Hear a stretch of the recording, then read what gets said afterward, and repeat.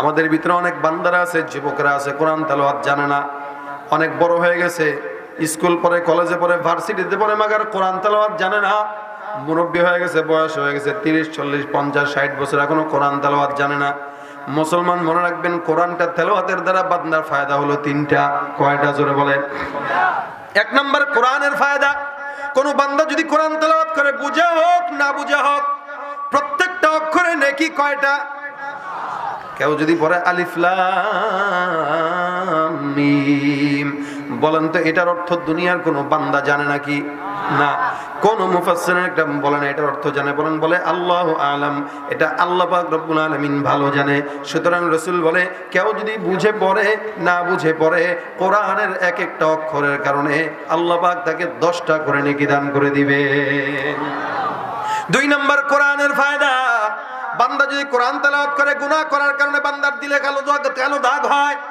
আল্লাহ পাক রব্বুল আলামিনের কোন বান্দা যদি কোরআন তেলাওয়াত করে, ওই বান্দার কালো দাগগুলো কোরআন তেলাওয়াতের মাধ্যমে একটা একটা করে দূর হয়ে যায়। কোন বান্দা যদি 3 নম্বর ফায়দা কোরআন তেলাওয়াত করে, এ মুসলমান বান্দা, কোরআন তেলাওয়াতের কারণে আল্লাহ পাক রব্বুল আলামিনের সঙ্গে বান্দার তাআল্লুক আল্লাহ পাক রব্বুল আলামিন গাঢ় করে দেয়। এইজন্য 3টা ফায়দা। কোরআন তেলাওয়াত পারি না, অনেকে জানি না।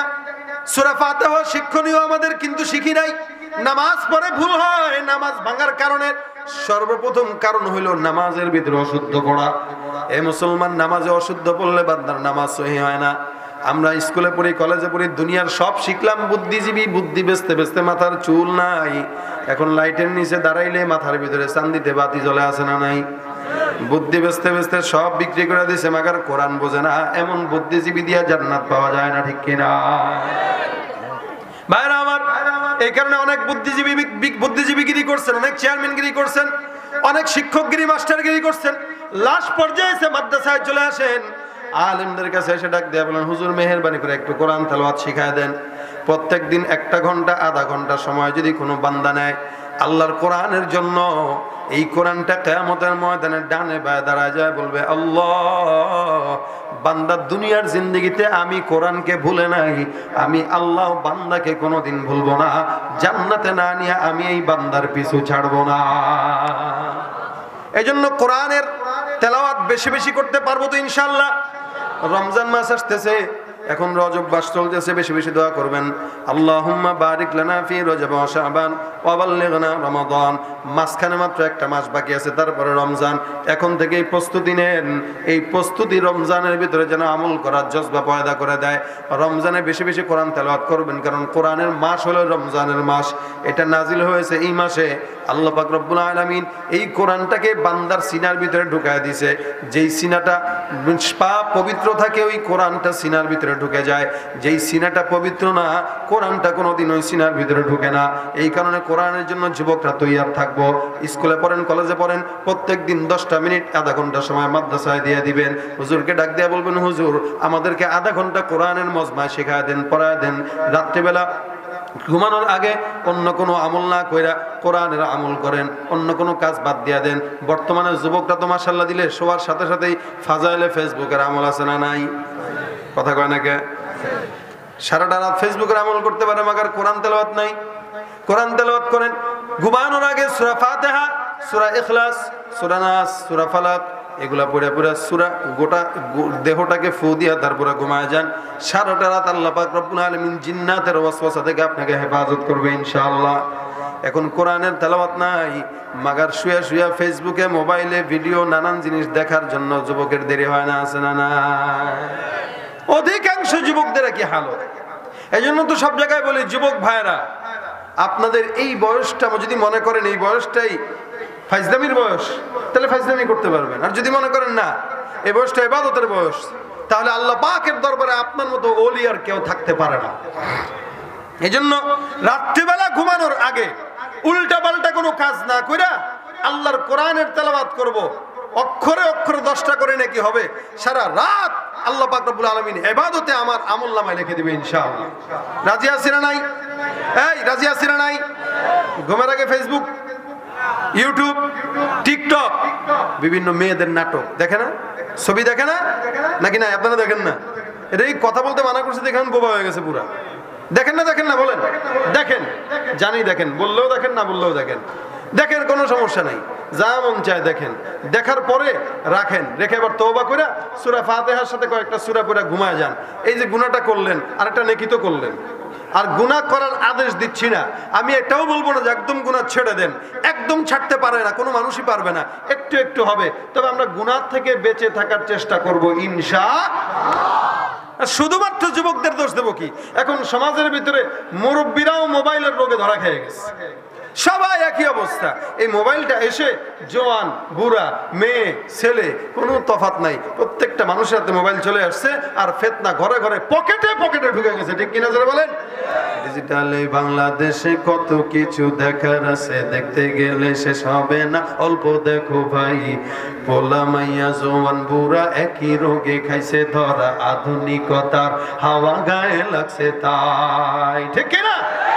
যে যাই কিছু বলুক না কেন গায়ে লাগে না, আমরা কিন্তু চালাক জাতি, মোটে ভয় পাই না। আমগো দেশে ফেসবুক আছে, আমরা বলদ না। আদব আখলাক কারে বলে কিছুই জানে না, বড়দের সম্মান করা মানতে পারে না। একজনে একাধিকে আইডি চালায় ভাই, ফেক আইডির নাম কত প্রকার তারও জানা নাই।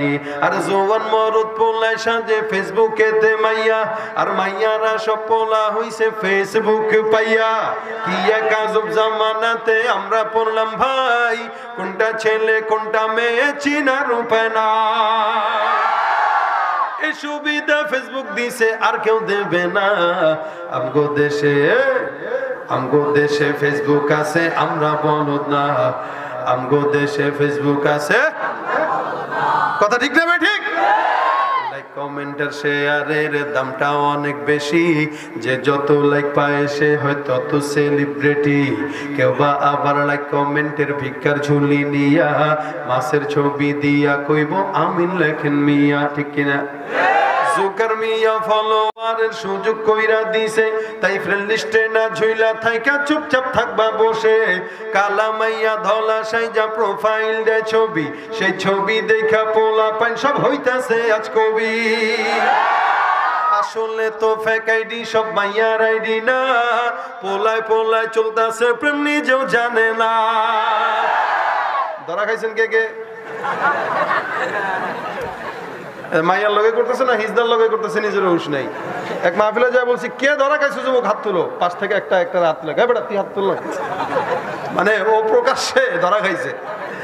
এই সুবিধা ফেসবুক দিছে, আর কেউ দেবে না। আমগো দেশে ফেসবুক আছে, আমরা বলদ না, ঠিক কিনা?